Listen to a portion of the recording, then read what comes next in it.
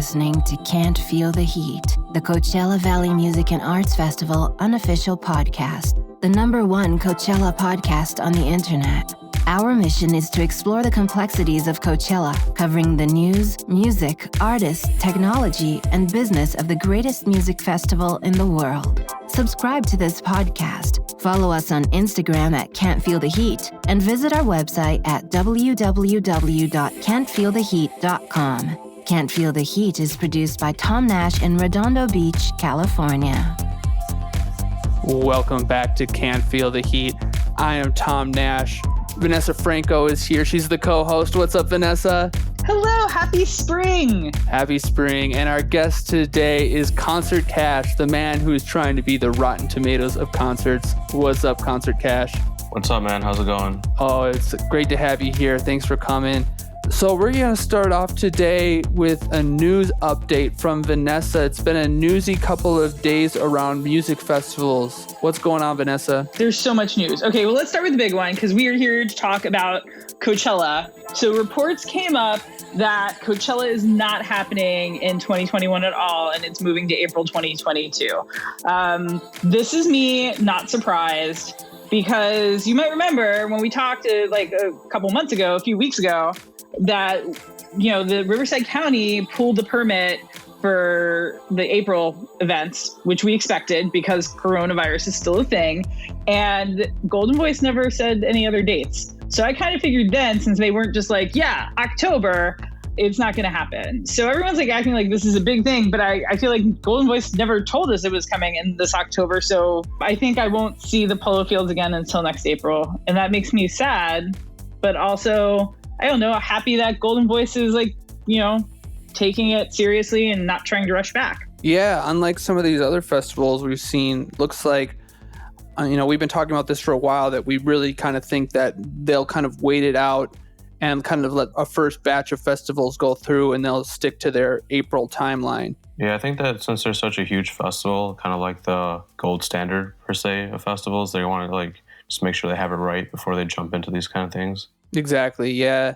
So other than Coachella, you know, basically not happening, there's been a bunch of other festival-related announcements, both here in California and outside of California as well. Vanessa, what strikes you as being new and noteworthy in that world?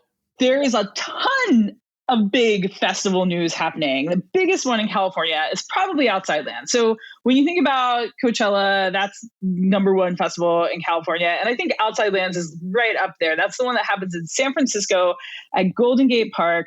Typically happens in the summer. Last year, they postponed from August 2020 to August 2021. Now it's moving to Halloween weekend. So to me, that says California is really not taking festivals seriously until the fall. A lot of the headliners are still the same. Like Lizzo is still playing. It's a bunch of people we've already seen at Coachella, and it's great. And they've just been rising up and up. But I think it's really interesting that San Francisco, which has, you know, been very much at the forefront of keeping people, you know, the lockdown and keeping people like from going out, like that they're saying the city is giving the permits for Halloween weekend. I think that's huge. Yeah, definitely. It's a big deal. You think that San Francisco is definitely going to be one of the more cautious places regarding COVID. So the fact that they're saying, you know, October is in play for Outside Lands, but also who knows what's going to happen, right? I mean, just because these festivals are being announced, we've seen this before, that the dates change, things shift, and it's a great way for these companies to make some money. They can go out and sell the tickets, get everyone pumped, get some cash flow, keep it relevant. But there's still no guarantee that that's going to happen in real life. I like the idea of a festival on Halloween, though. It sounds like a lot of fun. Phish used to always do big festivals around Halloween. I think they even did when they were in India, when they at the Polo Club. I want to say that was around Halloween because they always do like a cover band set. Like I think they did Exile on Main Street that year. So yeah, Halloween festivals are fun. I don't know if I can handle. That's a whole lot. That's a whole lot of like wearing a costume. Yeah, we used to have them in Chicago. We used to have Freaky Deaky every year. It was always like a few like big EDM artists that would come through. It wasn't like a whole festival, but just like, you know, a few artists that would come through and do a show. Does this mean there's death to Spookchella, that if Outside Lands is going on for Halloween, that there's just no way that Coachella would compete against that head to head. Does this officially kind of put the nail in that coffin, do you think, Vanessa? I think so. I mean, it's there unless, I mean, here, the one thing I don't know is that, you know, a big thing with all these major festivals is that they have the radius clauses, right? Like, you can't play so many shows and exclusive dates. And I don't know if that's going to loosen up a little bit once we get through the pandemic, because there's going to be so much pent up demand where it's like, well, yeah, Lizzo can play there and Lizzo can play here.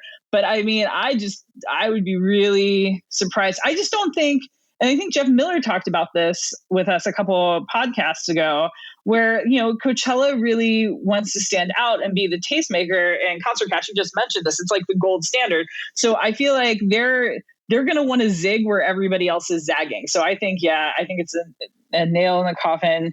But, you know, we can all dress up and wear a mask at home and like watch, you know, the greatest hits on the Coachella YouTube channel. That sounds fun, right? You're saying some interesting things, because I pray to God that, yes, we can get away from these really strict radius clauses and just have more music, have more artists. And I think Coachella will be in a really tough spot, because they're the same way as they're the gold standard for music festivals. They're like the gold standard for radius clauses. And I know that there was some litigation around this recently. I think it got settled that, you know, different artists and different festivals pushing back against the strictness of their radius clause.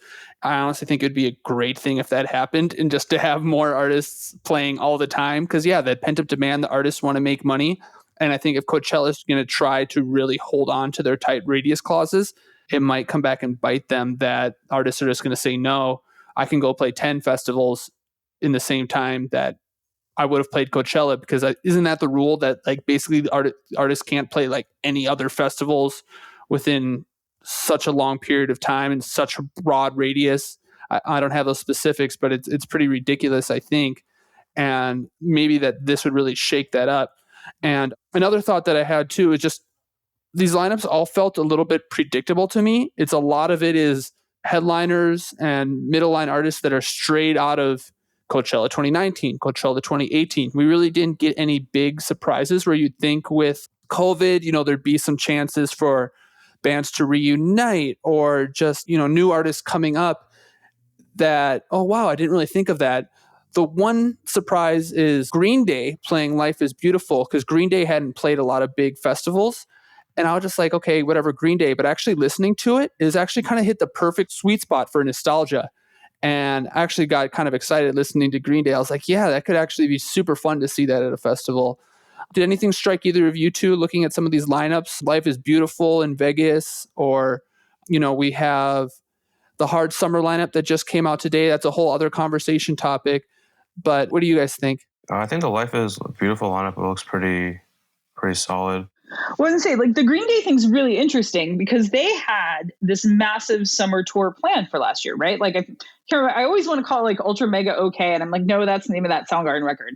But they were supposed to play Dodger Stadium with, I want to say it was like Weezer and Fall Out Boy, and it was a big deal tour. Yeah, that was going to be cool. It was a huge tour. I was supposed to go to that, and then it got canceled. Yeah, so that got moved. I honestly don't even know at this point. Like, did it get moved to this year or next year? Time is a flat circle. So I was kind of surprised to see them with a headlining spot on Life is Beautiful when they have their own like big monster tour happening. But I mean, it makes sense, right? Like, Green Day is a band, like, I've seen them a lot over the years because I'm old. I've seen them at Warped Tour, and I've seen a bunch of arena shows with them. Like, they're crowd pleasers. And I think that you really nailed it when you say they hit that sweet spot of nostalgia, because when you look at who's going to the festivals now, like, you know, I was in middle school when Green Day was popular. And like, you know, now it's like a lot of people going to festivals. It could be like, oh, my parents listen to Green Day. Also, by the way, I should like shout out my mom. My mom loves Green Day. They're her favorite band. And I think if she sees that Life is Beautiful lineup, she's going to be like, let's go to Vegas and go to Life is Beautiful. And I mean, they put on a really fun show. Like, they've got the songs that everyone can sing along. It's going to remind you of when Weezer played Coachella in 2019. Like, everyone's singing along. Even the kids were singing along to Toto's Africa, but you know, I think it's going to be a big fun rock show. I think that's what's going to happen at Life is Beautiful. It reminds me a little bit of like, I go to Lollapalooza a lot. Reminds me of like when Red Hot Chili Peppers played Lollapalooza, and it was just like straight nostalgia for everyone. And like, it was the whole, stage was packed. And I think it'd just be a similar vibe. Definitely. And with Life is Beautiful, I'm feeling better about that one now, because when they first announced it, I wasn't so sure if that was actually going to happen, but I just feel like Vegas is just a whole different story than California. And they're so excited to get tourism back in Las Vegas. And I just feel like anything goes there. So I feel like Life is Beautiful is probably going to happen. They seem pretty open, like in terms of like their stuff they have going on in Vegas. Like, it seems pretty almost pre-pandemic from what I've been hearing from my friends that have been there in the recent weeks. So I fully expect this festival to go on, and it just hopefully it turns out well and there's no health complications from it. Yeah, definitely. Yeah, I mean, like, that's the thing. Like, we've been reporting on this a little bit, like Nevada's capacity in Las Vegas, the capacity of, the showrooms and restaurants, it's going up faster than California's. So I think you're going to see that. I also think, like Electric Daisy Carnival in DC is supposed to be happening in May. And as of right now, that's on. The other thing that I think is really interesting that Life is Beautiful did is that they only sold 3-day tickets to start, and it's clearly a limited amount. And like at this point, if you want to go, they're like, you can sign up, and if we have any that open up, or we decide to sell single-day tickets, sign up, and then we'll let you know. So I think that that's really interesting. That one, for if you're going to this, you're going to all 3 days. Like you had to go all in for the 3-day ticket. And I imagine they're going to put more tickets on sale if the trends continue and things open up more and more. So that, yeah, I think I'm right. I'm with you though. Like when they first said it, I was like, is this really going to happen? But now I'm feeling better about it. Yeah. And those tickets sold out fast. I mean, it was like probably less than 30 minutes. I couldn't even get a ticket. I was trying to, and I couldn't. But they're being awfully, like, no one's saying like how many tickets they sold. Like no one's saying this on anything, right? Like what is the actual capacity? So, I mean, if they sold 5,000 tickets or something, yeah, they're going to sell out in no time. So that's why it's going to be really interesting to see. And I think that, because they've got to get permits from the city, and I would imagine they have to get permits from the city from where it's set up. I'm kind of curious if anyone's doing like Public Records Request Act to find out like what has the city said, how many people can they have, and like how many people will they be allowed to go up to. But yeah, I mean, I think it's easy to sell out when you're not selling that many tickets, but I want to know what that number is. Yeah, it'd be very interesting. And then we'll see how they release more tickets down the line as maybe the situation becomes a little bit more clear and they can increase the capacity. Vanessa, I definitely wanted to ask you about, there's some big news that is just coming out about a music festival in Southern California, Hard Summer. What's going on with that? Hard Summer. Okay, so this is the big news today here in Southern California. Hard Summer has announced its lineup. So Hard Summer, you might remember, started years ago. It was in LA at one point. It moved to Fontana to Auto Club Speedway. It mixes EDM and hip hop. And a lot of times we typically get the information about it after Coachella, because a lot of the people play Coachella. And then, we were talking about the radius clauses. That seems to be a lot of the first festival back that people can come back through on hip hop and the EDM circuit. So this year it's moving to San Bernardino to the NOS Event Center, National Orange Show. And that's like the same place where they do Beyond Wonderland and Nocturnal Wonderland. If you've ever gone to an Insomniac festival in Southern California, you have probably been to San Bernardino and you've been there. So they are saying it's happening July 31st and August 1st. They released a full lineup. Not just like, hey, here are the dates. That's what they did with Beyond Wonderland. They postponed it and they're like, it's happening in June, but we don't have a lineup for that. We actually have a lineup for this. And it's a lot of Coachella like faces we know. Like Future is playing, 2 Chainz is playing, Dillon Francis is there, Maya Jane Coles is there. So it's kind of interesting. I am going to see how this goes because I live here in the Inland Empire, and right now San Bernardino County is in the red tier. It's supposed to go to the orange tier, but right now it's in the red tier. And even with the orange tier, if we even get to the yellow tier by late July when this is happening, they can only have like 67% capacity, and you still have to have a lot of things by state guidelines. So I will be really surprised if it happens and it doesn't get postponed until the fall, like all these other things. But, Insomniac's being aggressive. They also announced that first, the debut of Day Trip in San Pedro, in your neck of the woods, Tom, at the LA waterfront. on July 3rd. That sold out like right away. So, and they haven't even announced a lineup for that yet, I don't think. So it's Insomniac's is really aggressive, and they're putting on events that are happening elsewhere in the country. You know, in April, they've got events in Florida. Then I mentioned EDC, that's them. That's happening in Vegas in May right now. So if anyone's going to pull it off this summer, I think it's going to be Insomniac. I will be very surprised if it happens, but good luck to them. I totally forgot about that music festival happening in San Pedro. I just assumed I was probably going to be going back to Minnesota or something like that for 4th of July, but we're not going. So maybe I can go to that actually. Wow. Like they'll probably announce that lineup pretty soon if it's happening. Wow. I totally forgot about that we've had like a festival announced for July here in Los Angeles. I mean, no details, of course. That's fun. I hope that happens. That'd be sick. Insomniac doesn't mess around. They're super aggressive with it. They are. And I mean, I think it says something that they are starting a whole new festival. Everyone's been shut down for a year with the pandemic, and they're starting a new festival. And it's sold out right away. Again, like what I just said about concerts, we don't know how many tickets they actually sold, but the fact that there was already that demand, you know, people want to go to shows. Yeah, there's a leaked Bonnaroo lineup that came out today too. So we don't have any confirmation on that. Be interesting to see if that gets confirmed. And that's a 4-day festival coming up. What are the dates on Bonnaroo? It's sometime in the summer? It moved to September this year. Okay. It's typically, it's typically in like June, and it's moved to September. Got it. Okay, so lots of stuff happening in September. I feel like wouldn't it be cold there in Tennessee? I don't know Tennessee like weather that well, but I feel like it might be kind of cold in September. I don't think so, dude. I think it gets plenty hot there. Oh. It's very humid. But I mean, it's humid there in June too. Yeah, like my sister lives a couple hours south in Atlanta, and it's like it's September because it's Labor Day weekend, so I think it'll still be warm. But who knows? The way the weather is, I don't know. I'm not like 2021 is crazy. Who knows? There could be a blizzard at that point. Yeah. But did you see this live? Like, I feel like, you know, like the Foo Fighters are on it. I love the Foo Fighters. But I mean, the same thing like Lizzo, Tame Impala, Megan Thee Stallion, Tyler, the Creator, Lana Del Rey. I feel like a lot of this is stuff we've seen a lot before.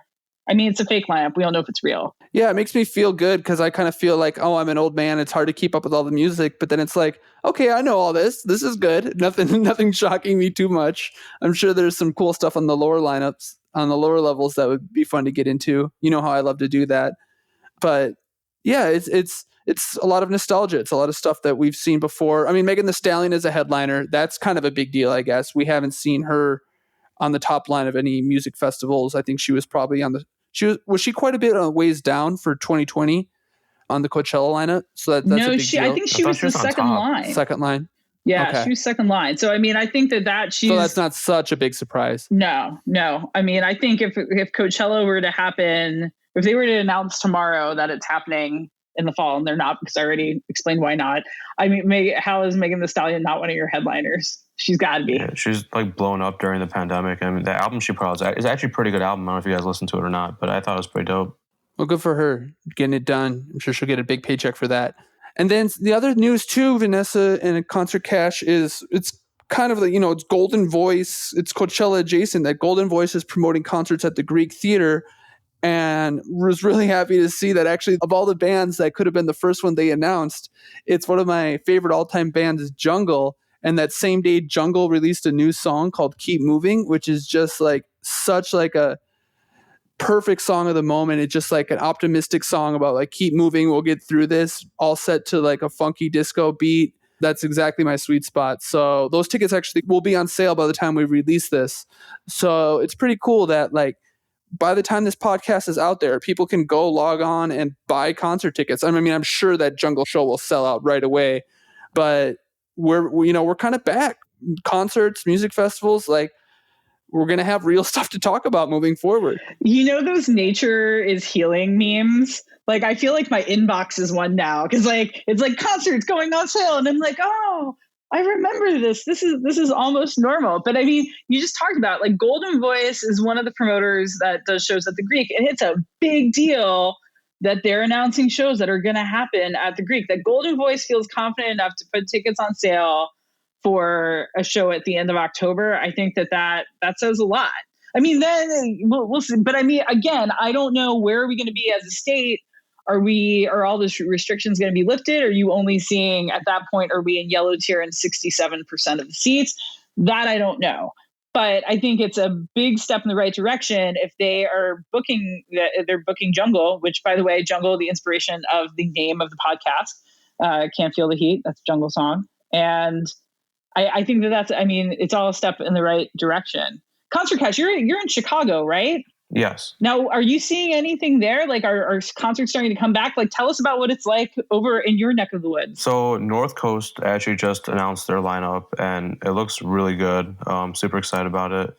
Then there's also Lyrical Lemonade. It's more like a newer fest. It's more like hip hop.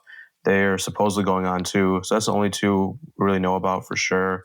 I think Riot Fest is also scheduled to go on. And then Perry Farrell's been, on Twitter talking about he wants to do a Lollapalooza, but he's like, he said in something yesterday, he's like, I just need to make sure everything's okay. But he said even if he can get 50% capacity, he'll do Lollapalooza. But he's just kind of waiting to see how things play out. I really want to go to Riot Fest. Like, Riot Fest is like number one on like my festivals that I have not been to. What's Riot Fest? So it's a festival happens in Chicago. It's like kind of I want to say almost older crowd, or it's like different than you would get from Lollapalooza because it's more like rock and some older hip hop. And so like, I don't really listen to that much rock, but I just sometimes go for older hip hop. I saw like, I saw Snoop Dogg there. I saw Dr. Dre there once. I saw Damian Marley, I remember seeing, and the Dirty Heads. So more like established acts. It's like, okay, so it's like for everybody who went to Warped Tour in the 90s and the early aughts, like that subset of us, like it's like where your old Warped Tour teen bands go when they grow up. And then there's like, and Dashboard Confessional will probably be there because you have to have an emo. Like, is it really Riot Fest if you don't have like a hug and cry emo set? I think not.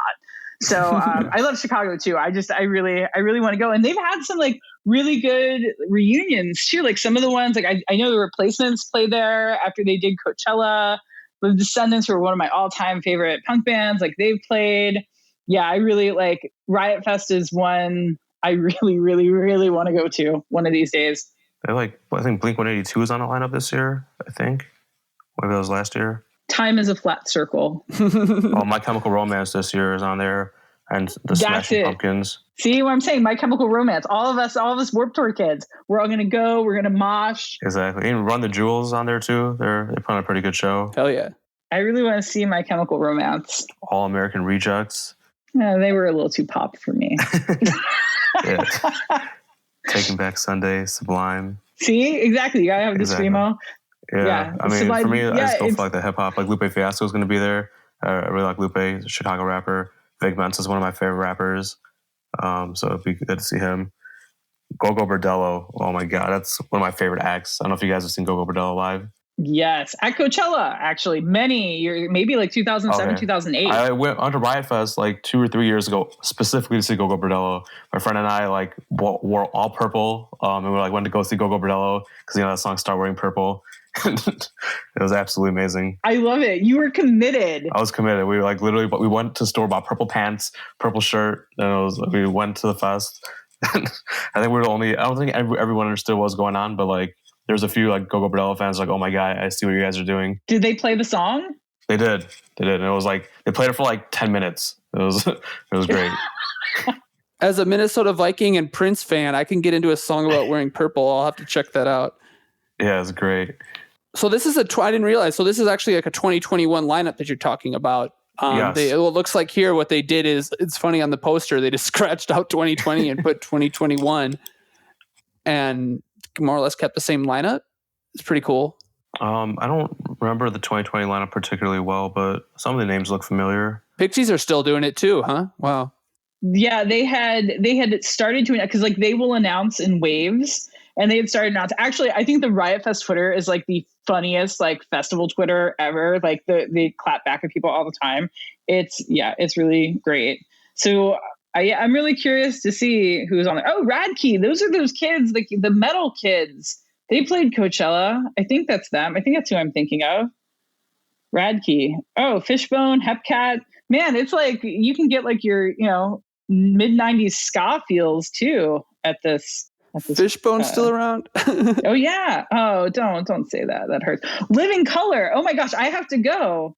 Concert Kash, can I stay with you in Chicago? I have to see Living Color. Yeah, let's make that happen. Come through. We are now a Riot Fest podcast. Oh man, Living Color. I've never seen them. They're great. That album, Vivid. I mean, that came out when I was a kid, but it's so good. It's so good. Cult of Personality. Coheed and Cambria. Yeah, this lineup. L7. Yeah, I think I'm sorry, Tom. I'm gonna have to leave and start my own Riot Fest podcast from California. It's a good lineup. I like having Run the Jewels on here too. That gives a great edge to it as well. Newfound Glory. How about that? That's fun. I would rock out. That would be some nostalgia for me. That's probably too poppy for you, Vanessa. Oh no. I love those first two Newfound Glory records. Okay, random fact about me. The fellows in Good Charlotte I've known for a very long time. Billy Martin, the guitarist, I've known since middle school. We were on the high school paper route together. And Good Charlotte, right when like Newfound Glory released their self-titled, they did a tour with them. And it was really fun because there's these guys I've known for a long time and then the Newfound Glory guys. And I have such like fond, happy memories of those years, the early aughts and pop punk. That's cool. They were a huge deal. They're still around. They're still making music. Okay, well, we have covered Riot Fest. This looks like a good lineup for them, and it's just fun. Like, this will be something that we keep coming back to is like just looking at other festivals and their lineups because we haven't been doing that, and it's super fun to do. So, yay. Hooray for being able to talk about real festivals that should happen in 2020. Yeah, North Coast put out their lineup too, and it's really EDM heavy, but looks like a really great lineup. I would love to go to this fest. What do you love about the North Coast lineup? I'm looking at it right now. I've never been to North Coast Fest, but I was saying how Spring Awakening is usually in Chicago. That's a pretty EDM heavy fest. I think now that they're not in Chicago, I think all these acts got booked by North Coast. But I mean, this lineup looks pretty insane. Cascade, Louis the Child, and those are Chicago natives. But yeah, Grizz, Zed's Dead's on here, San Holo, Nightmare, Chris Lake. It's a pretty good lineup. You have Diesel, Shaq. Diesel. Yeah, I saw Shaq. That was like one of the last sets I saw before the pandemic was Shaq. And yeah, he puts on a great show too. I actually did not expect him to be that good, but he's really good. Yeah, this is a good lineup. Like Lane 8, I feel like is a huge deal in the EDM world. I love Lane 8. Yeah. I could see that being, I would assume that they would be like a headliner for a kind of a mid-level festival like this, but no, I mean, they're like on the third line down. And do you know Nora En Pure? Are you familiar with her at all? I'm not. Oh, she's amazing. She like house music that's just really fun, upbeat. I have been quoted on this podcast as saying she has the ultimate Coachella vibe. Okay. It's just like the sound that you would expect to hear on like the official Coachella announcement video or something like that. It's just kind of tropical, light, beautiful music that she makes. I'm gonna have to check her out as soon as this podcast is done. That's the kind of stuff I like. This is a good lineup. This is a really good lineup. There's a lot of people, a lot of the EDM artists that are on that were just announced for Hard. So right. This is some good stuff on here. I would go to this. I feel like San Holo is popping up everywhere right now. Yeah, it's good stuff. No, I love San Holo. I saw him Lollapalooza at two different occasions, but he was really good. Ellis Dream is like on every lineup I feel like I'm looking at. Dom Dollar was supposed to play Coachella 2019. I got really into him. Yeah. That's really fun music. Louis the Child, I know that that's an artist that you feel strongly about. Yeah. Why don't you tell me a little bit about Louis the Child? So Louis the Child's, they're an EDM duo from Chicago. They kind of got their influences from Flume, Odessa.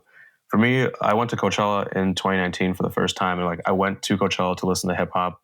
And I remember that Sunday, we were at the American Express house or party. It was kind of like a little event where they had like food, music, alcohol people go to before the fest if you had the platinum card. And so we're there, and Louis the Child's the last act playing at this party. And my friends are like, dude, we have to see them.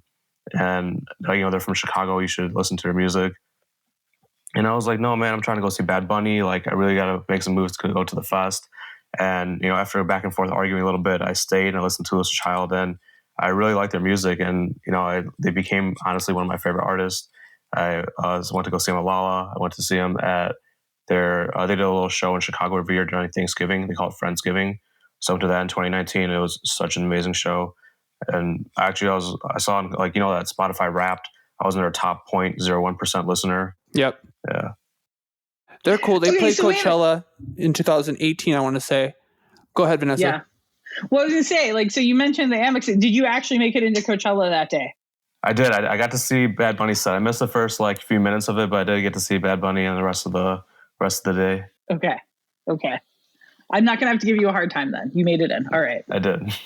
So how did you first get interested in Coachella, being someone from Chicago? What was your first exposure to it? I wanted to get into music festivals, and then, they stream Coachella, right? So I think it was like 2014. I was like 20 years old, and I was getting into live music and festivals, and I was streaming Pharrell's set, and I saw Pharrell that weekend. I saw Outkast, and like I literally stayed up till like 4 a.m. because we're 2 hours behind or ahead. And it was like 4 a.m, and I was literally just like staying up. I was so hyped to see like Pharrell bring out all these artists, and like for Outkast to do their set live. And I want to say I saw Nash too, and it was just like, oh, this is the coolest experience. Like I just really want to go and experience that one day. And then I started going to Lollapalooza every year after that, and we were like, my friends and I were like, oh, we're going to go to Coachella eventually. We're going to go to Coachella eventually. And 2019, we were able to make it happen, and it was such a great opportunity. Definitely. We were just talking about that Pharrell set on our last episode. Actually, so it was like a mixtape of like all the greatest hip hop hits from like the last 15 years. Basically, you brought out so many people. Exactly. Yeah. And like, I love Pharrell. He's one of the artists like I really want to see live. And it was just so cool to see him bring out everyone. He couldn't even finish the set, right? The dust got to him. I remember he like had to stop singing, and everyone still loved and appreciated him for it. I heard an interview with Daft Punk where they were just like, yeah, we saw that Pharrell was always kind of like the backup guy, featuring Pharrell, or he was the producer. Yeah. And then the guys from Daft Punk were like, no, he's a front man. Like they wanted to put him, on those songs because he deserved it. Basically, he had earned it, and he didn't disappoint. I mean, he's responsible for so many like hip hop classics, even pop classics. It's ridiculous. So what was your overall experience like? Was it worth the trip? Oh, 100% worth the trip. I mean, we're trying to go back. I'm still holding on to these tickets from this 2020 festival, just waiting for an announcement so I can go back. So you went for the first time in 2019.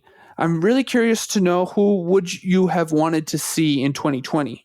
Yeah, there was a pretty stacked lineup. Most importantly, I wanted to see Frank because, I mean, he doesn't make festival appearances very often. He hasn't even put out music in so long. It's such a like elusive act. And so I was super excited to see Frank Ocean. Also Porter Robinson. For some reason, I just feel like God doesn't want me to see Porter Robinson.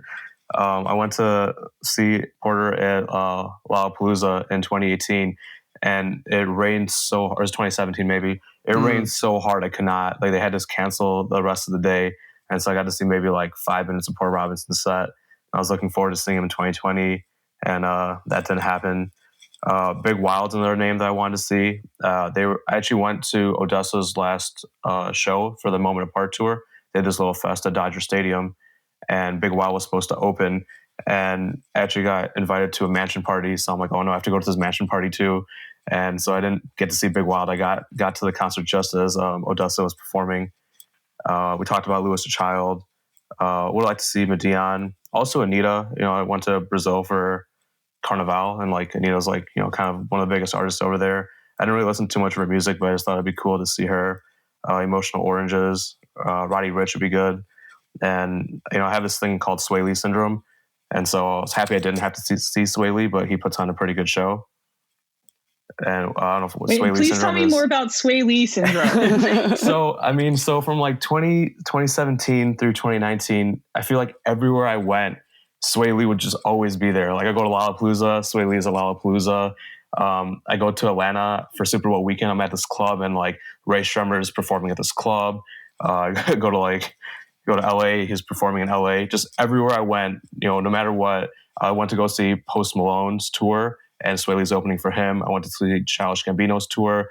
Ray Shremmer's opening for him too. And it's like everywhere I go, I just always see Sway Lee, and like he puts on a great show. He's so hyped, but I was just like, I cannot keep seeing Sway Lee over and over again. But everything you keep saying was really awesome. So I feel like maybe you actually should like embrace the Sway Lee in your life. Like if Sway Lee's going to be there, it's going to be a great time. That's my friends say like, oh, what are we doing this weekend? I'm like, oh, we'll see where Sway Lee's at. We'll just go there. It's like an inside joke that we have. So does he play Black Beatles? He does play Black Beatles. Such a jam. It is. And of the artists you mentioned, I was really interested to check out Porter Robinson because he played Coachella a few years ago, and I think I just kind of was casually interested. And I remember it being like really kind of laid back, cerebral, more like psychedelic. But I listened to his stuff again, and it just totally hit me differently. That it's much more like dance music, and really hit me, like got me going. Really, really was excellent. So is that right? Like, did he kind of evolve from being a little bit more upbeat, or am I just like totally off base with that? I think so. I think what his album was, what was the album called? I don't remember. The one with his biggest hits on it. I think it's the second version of it. Yeah. Worlds. Yeah, I think Worlds was like kind of what did that. And Shelter was like the hit with Medion, and that was really upbeat too. I haven't listened to too much of his older stuff, to be honest, though. Okay. Big Wild, I really like also. It's a young guy from Massachusetts who ends up playing a lot of instruments, kind of like FKJ, but he just has great pop sensibilities with big hooky choruses and really like a euphoric vibe to the music that's just really uplifting and would be super fun at Coachella. I'm a big Wild fan. That's definitely something I've gotten into recently from the 2020 lineup that I could really get down with. So I think we're on the same page with some of these artists. Yeah, I'll definitely trying to see Big Wild. I'm curious to ask you also about, you mentioned Lollapalooza several times. So how does Lollapalooza compare to Coachella? I mean, there's a few comparisons. For some reason, I noticed that like the Coachella community really hates Lolla. I don't understand why. But like I remember being at Coachella, everyone's like, you know, if anyone's like acting up, they'd be like, go to Lollapalooza, we don't accept this behavior here and stuff like that. But I actually like I love Lolla. I think they're two like very, you know, huge like marquee festivals. You see a lot of the same acts. And the art installments are obviously not as present at Lollapalooza. I mean, we don't really have art installments at all. We have like Toyota sponsors, and they do like a few things here and there, but it's not as interactive. I don't know if you what they have at Coachella in 2019. There was this whole thing where, was it a Gorgon City song where you go in like lay back on that chair and there was a whole dome. You know, it was a Rufus Du Sol song. Yeah. Oh, Rufus Du Sol song. Yeah, that one. Yeah, like, that was so cool. We don't have anything like that at Lollapalooza. It's just, you know, straight festivals. How are the logistics? You have rain. Well, yeah, we have rain, right? but rain's not a good thing. Like, I mean, that's so weird to me that like, you know, it happens rain or shine, or if there's so much rain, it doesn't happen like that. That's definitely like, you know, this being spoiled, being in Southern California. It may be like 125 degrees, but you're not going to get rained out. Yeah, well, the Chicago sun, like it hits pretty hard, right? Like, and it's humid in Chicago, so like you definitely feel the heat. It's actually sometimes I feel like it's comparable to Coachella heat, or you know, maybe kind of worse. But rain, you can plan for out of the 4-day festival, you can plan for 1 day of rain usually. Usually it's like short lived, but like 2017 it was crazy, and you know we had to shut down the fest for that. So were people really upset about that, or is it like, yeah, we get it, this rain sucks, time to go home? People were upset because like I think who else, like Lorde was going on at the same time, and she was huge, and I forgot who the other two headliners were, or like, you know, closing out those main stages, but they were pretty big names, and you know people were super excited to see them, especially if you get like a 1 day pass and you wanted to see that headliner and you didn't get to it. You know, I can see how that's disappointing. Well, the other thing that strikes me that's really interesting about Lollapalooza versus Coachella is that, you know, and we've talked about this, like Coachella is such a magical, it's like a sense of place when you're there on the polo field. And Lollapalooza, I feel like you would have the same thing, but how weird is it to be at a big music festival, like in the middle of the city? It's cool at the same time, right? Like you're in Grant Park where the bean is, where the fountain is. I mean, and you're like walking around, you see the whole skyline, and it's like, it's almost crazy. It's really cool. If imagine performing on that stage that's, you know, by the lake, and you're seeing the whole skyline as you're performing and all these like thousands of fans in front of you. It seems like such a crazy experience. And like, you know, I feel like that's what Kanye wanted when he's like, oh, you know, my name will light up the whole skyline. Like some like Chainz performing, I can see how that brings so much like, you know, happiness to them. How do the logistics work? Do people take public transportation? Is there like a subway? Yeah, public transport. They closed down Lakeshore Drive, which is like, a huge road in Chicago, runs along the lake. And pretty much if you don't want to take the highway, you take Lakeshore Drive to get around from north to south in the city. And so they shut down like a huge part of that for Lollapalooza. They increased the amount of public transport that's running, just the CTA, which is in the city and coming from the suburbs to like, if you work in the city, like you don't really want to be going to work that day because all these kids are packed up on the train. They're underage drinking and they're acting up and you're just like trying to go to work. So I'm sure those guys don't appreciate it. But I mean, those kids, they make it there and they take the train back at home at night. Cool. And then the after shows are kind of cool, right? Because they're in like different parts of the city. And so you got to like find out what venue you're going to go to and like who you're going to see. And now with the after shows, is it always people on the lamp or like, do you sometimes see other random awesome surprise acts who like are just there? They want to go hang out at Lollapalooza and they're like, oh yeah, we'll play a show after too. I want to say it was like 2017 where Foo Fighters did like a random appearance at an after show. And like my friend was like trying to get in and he couldn't get in. He like took $200 with him, was like trying to buy tickets off everyone. And they're like, hell no, we're not giving you these tickets. That's really fun. Like that would be, I mean, cause they're, out here you have Neon Carnival, like, and there's some after parties that happen, but I just feel like the idea of the after shows would be really cool. Yeah, like that just seems so much fun. I mean, it was 2018 where Travis Scott, he released his album that day, right? So he like performed songs off the album, did his set, and then he went to a club in Chicago and like had a whole release party there. And like I didn't know where it was at. Like I really want to go, and like I was trying to look on Twitter, and it kind of was last minute. I had tickets to see Virgil Abloh, so I went to go see Virgil instead. Well, that sounds like a pretty good compromise. Like if you can't, it was pretty good. Seems like it worked out. But like I said, I wasn't like really into like, dance music and EDM and house at the time. Like it wasn't until after 2019, like when I went to Coachella and I came out, I'm like, oh man, I love EDM now. Okay, so you like Coachella totally changed you, made you think, like really embrace EDM. Like we were just talking about Lollapalooza. You go to all these shows. Tell me a little bit about how you decided you wanted to be the concert version of Rotten Tomatoes. So, I mean, I want to do a vlog for a really long time. And a couple of my friends told me, like, you're not really funny. Like, your friends think you're funny, but like, you need to find like your niche. And so I kind of like forgot about it for a little bit. And I found myself going to a lot of concerts just randomly in the city. And I don't know if you guys are familiar with Do Stuff. Like there's Do 312, there's Do LA. They like post like concerts every day, like what's going on. So like I was living in the city, I would just like randomly, if I had nothing going on, I would just go to these shows. And then like people on Snapchat and Instagram would message me. They'd be like, hey man, like I'm trying to go see this artist. Like I know you saw him a little while ago. What'd you think of him? And I had a few friends like message me like that. And I was like, oh, this could be something that I could actually like talk about and inform people about. So I started like reviewing concerts, and I like do it like now on like a 5-point scale. And I do it based on like stage presence, performance quality, and last one's like the setup. And then so I average out of 5 stars and I rate concerts based on that. That's cool. So when you do a festival, is it like, do you grade the festival as a whole overall or like each individual performance? No, I just do individual sets because it's hard with a whole festival, right? I think festival vibes are definitely different, but I don't want to like mix the two. And the big thing too, we're talking about concerts and there aren't a ton of concerts back. I mean, you're someone who works in healthcare. Like, what do you think about concerts? Like, when are they coming back? Do you think that we're going to see them this year? I certainly hope we see them this year. I think it's hard to say, right? I think it depends on how everyone behaves as a whole, right? I don't know if you saw in Barcelona recently, did this festival where everyone just took a rapid and they all wore masks, but they were able to enjoy a whole concert. It was a pretty big, looked like a pretty big audience from the videos I saw.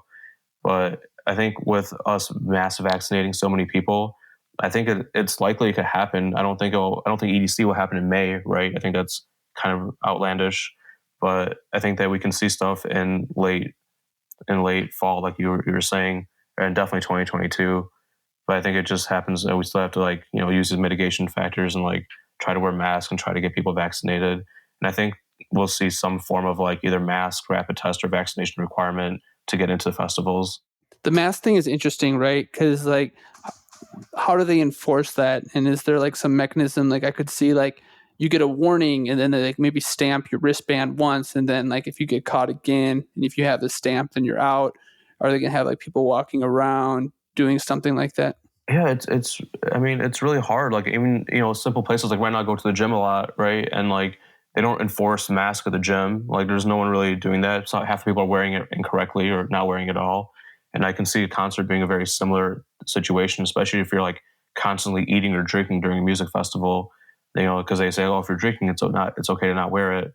So I can see how it's complicated. I think vaccination is the best, but also based on the population, right? In Barcelona, they're very like society first. So like I definitely see them all agreeing to wear the mask and like properly distance or whatever it is they need to do. Out here, I don't see it being as easy of a task to accomplish. Yeah, that was a very nice diplomatic way to say that. But I mean, I think that you're right. I think that, think about how many concerts we've all been to where like there's drunk guy, right? Like drunk Exactly. guy is, you're going to be battling with a bunch of drunk guys. I mean, that's why I think it's going to be, one of the things that's interesting that California's doing, and this goes for the baseball games too, is that you can't have concessions. Like you can't go to a concession stand. I forget which tier it is where you can have concessions, but you have to order it from a mobile app and they have to bring it to you. So what does that look like in a concert? Like, so we're seeing that right now at, some of the drive-in shows, like especially at the Grove in Anaheim, like you download the app and like you tell them that you want like, milk duds or whatever. I don't know if they actually have milk duds there, but like, do we see that at the festival? Do they like, you have to have the location on and, like how, and like whatever happened to that thing, remember everybody was talking about like the little pods, like your own little private viewing deck. Like I kind of wonder if we're going to see that, which I wouldn't mind. I'd like to like be in my little pod. I would love to have a little pod, just like me and the homies just sit in the pod and we can do what we want. We can eat and drink freely. So I think it's really hard, especially in a whole day festival, to just like be like, oh yeah, no concessions, or like you can only consume concessions at some remote place, because you're going to be hot, you're going to be sweating, you're going to get tired. Like all those things are going to happen. You're going to want to be more drunk or, more messed up in whatever way you want to be messed up in. Well, and food has become such a big component at so many of the events now too. Yeah. So like, do you take that revenue stream away? Like, or what does that look like? So that's going to be interesting. Do you see them? I mean, you work in the healthcare industry. Do you see that rapid tests? Do you see that happening here? Yeah, I see rapid tests being a likely way for it to happen because it's hard to really enforce vaccinations. I mean, these cards are really easy to like fake. You see on like TikTok, people are like selling cards, vaccination cards. But I think rapid test is the best way. But maybe they'll do, if you're not vaccinated, you have to take a rapid test. I think that would be more reasonable in terms of pricing. Yeah, okay. Because the rapid test, there can be like, I think like $40 or something like that. So I've seen them as low as. Yeah, but with 100,000 people, like that adds up, right? And who eats that cost? Is it the festival goer or the festival? Like who's paying that, right? Yeah. No, the festival goer is going to have to pay for it. I'm just thinking about like every time you have to, like every time you go in, you leave no ins and outs. Every time you come back in, you got to take another rapid test. Yeah, I would definitely not leave the festival at that point, but I'm for sure staying the whole time. All right. Well, I think we've got a great episode here. Thanks for coming, Concert Kash. Yo, thanks so much for having me. It was fun talking to you guys about all this stuff. How can people find you? I'm on Instagram at Concert Kash. There's a K in Cash. TikTok, same thing. I have a website, concertkash.com also, but I'm not very active on it at the moment just because I need festivals to come back, I need concerts to come back so I can have more content. Yes, and of course, everyone should subscribe to this podcast. Follow us on Instagram at Can't Feel the Heat and check out our website, www.can'tfeeltheheat.com.